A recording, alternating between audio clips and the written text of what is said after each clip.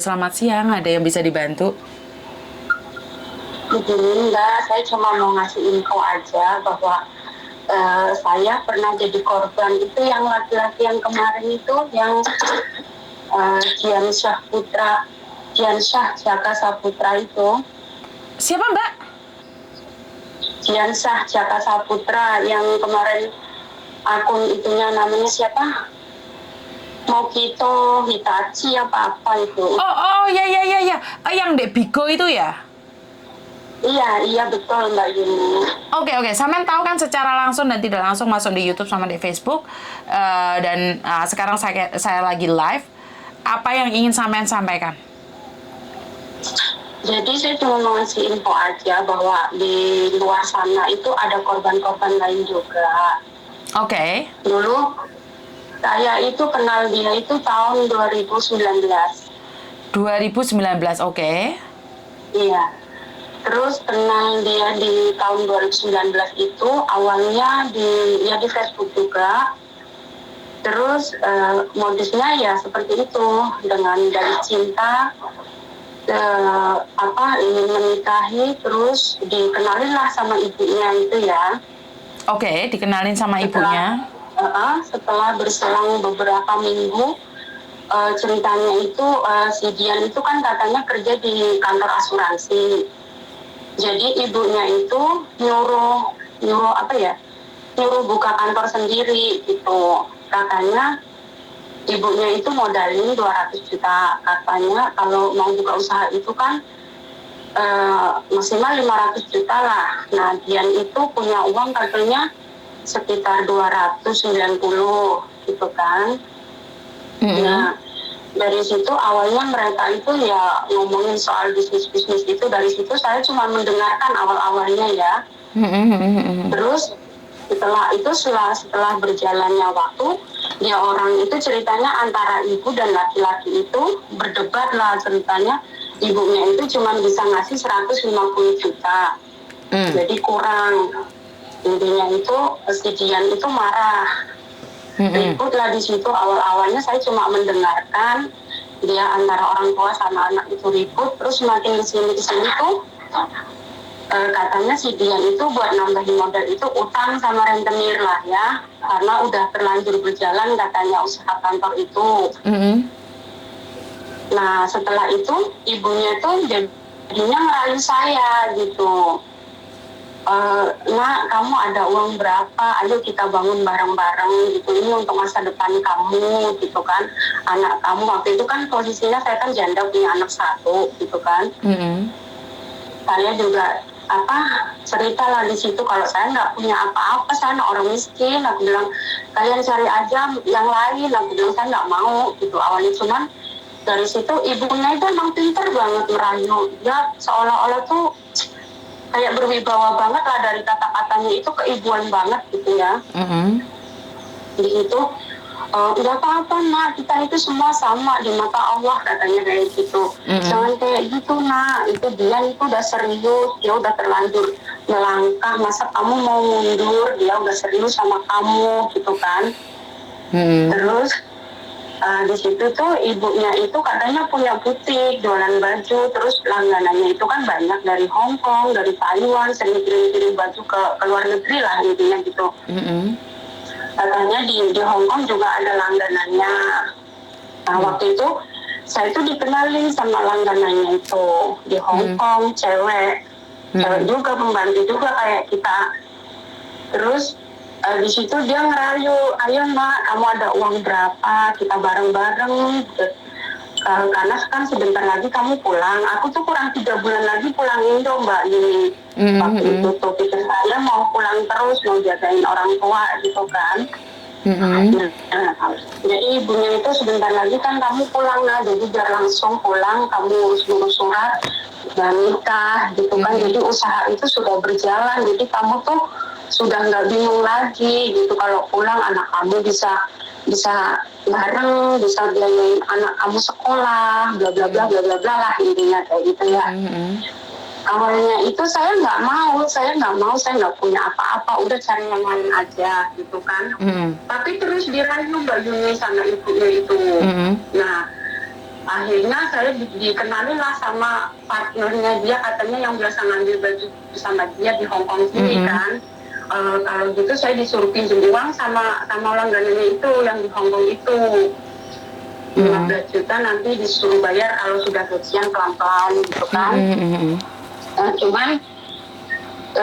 Cuman saya pikir, loh kenapa saya harus utang sih gitu kan.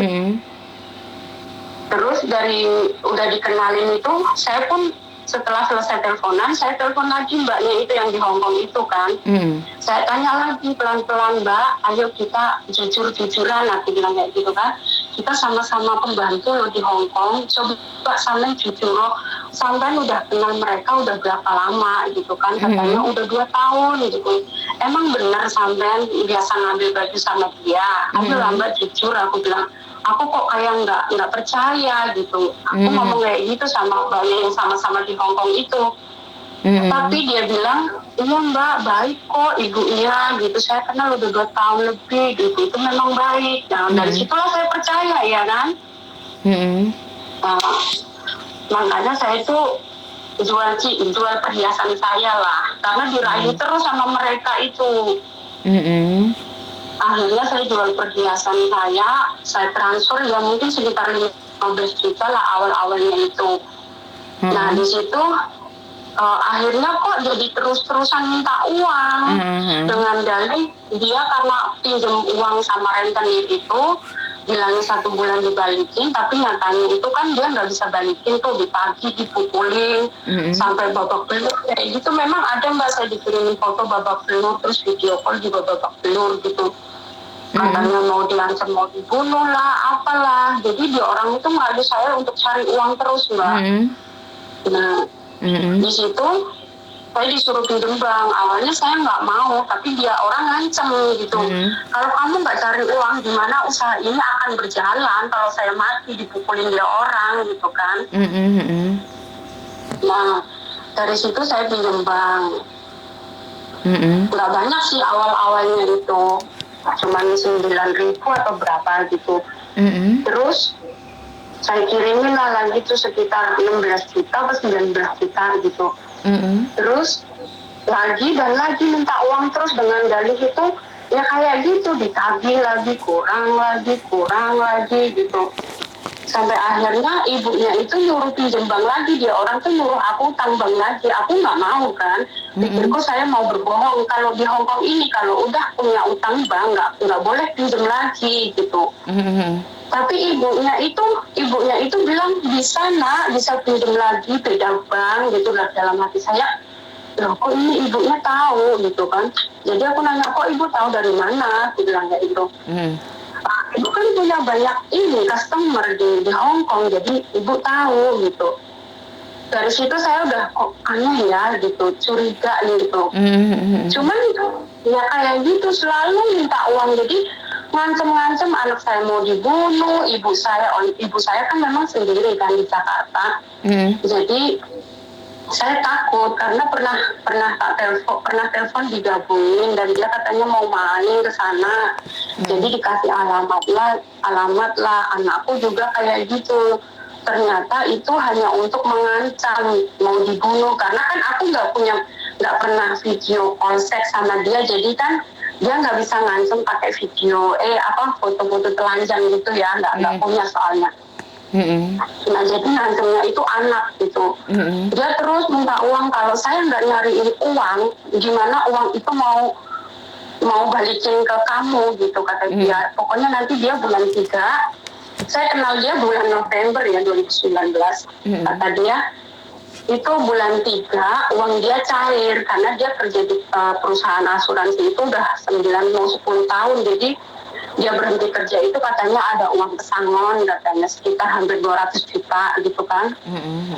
Nah katanya kalau uang itu cair nanti uangku mau dibalikin semua gitu. Nah saya menunggu itu, tapi sambil menunggu itu dia itu minta uang terus. Kalau nggak dikasih itu ya saya setiap hari dimaki-maki sama dia, dimaki-maki, lonte lah, anaknya pelacur lah apa, bahkan anakku pun dihina-hina semua. Kadang saya sakit hati gitu ya, cuman sabar, cuman Saya nunggu bulan 3, pikirku beneran kan uang dia mau cair, tapi ternyata ditunggu-tunggu nggak ada ininya, sampai akhirnya itu saya selidikin Mbak. Saya selidikin di apa itu yang itu yang di Hong Kong itu, saya telepon lagi pun tetap jawabannya sama, enggak dia orang bener kok, nggak bohong apa gitu.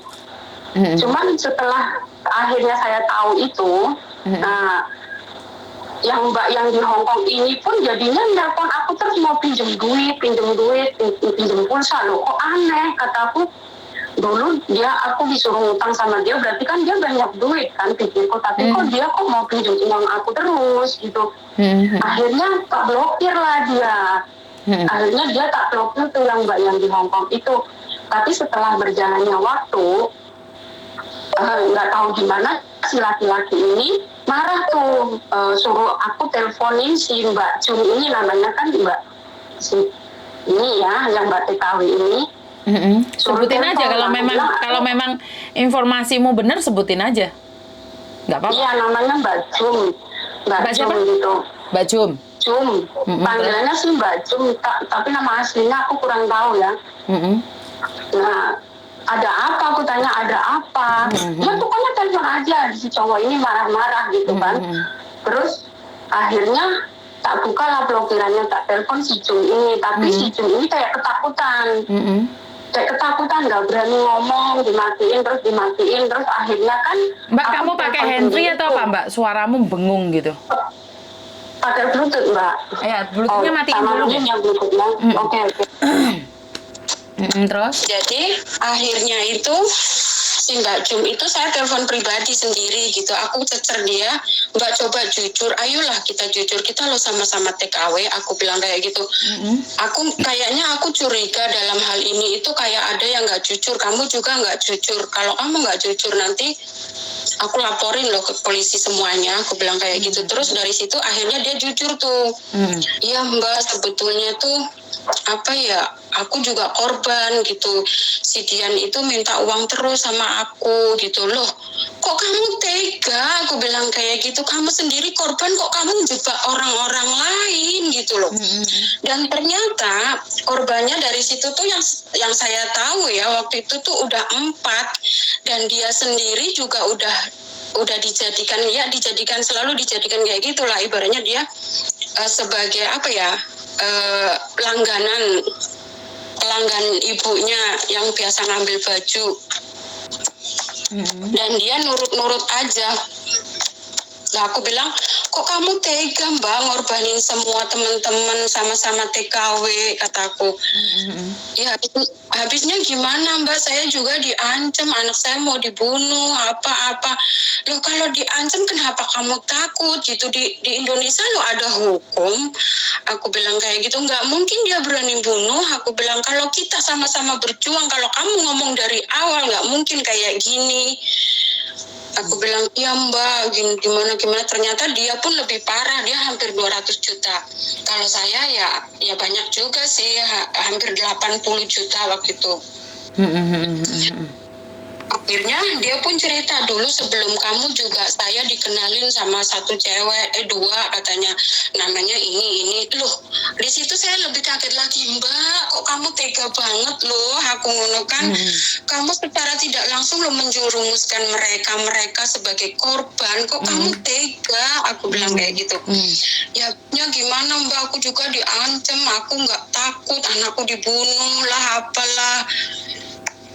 Nggak mungkin berani dia bunuh, aku bilang kayak gitu. Terus dari situ kan ya udahlah gitu, akhirnya saya cari tahu kan, saya masuk, setahu saya kan dia di Ponorogo, terus saya masuk di grup Ponorogo, saya viralin dia. Nah di situ banyak yang komen Mbak, ada yang kenal dia, bahkan adik iparnya dia dari istrinya itu komen, loh itu kan adik ipar saya gitu kan. Terus ada juga perangkat desa Ponorogo itu, dia itu tetangga saya loh, warga saya gitu. Di situ kan saya inboxin mereka.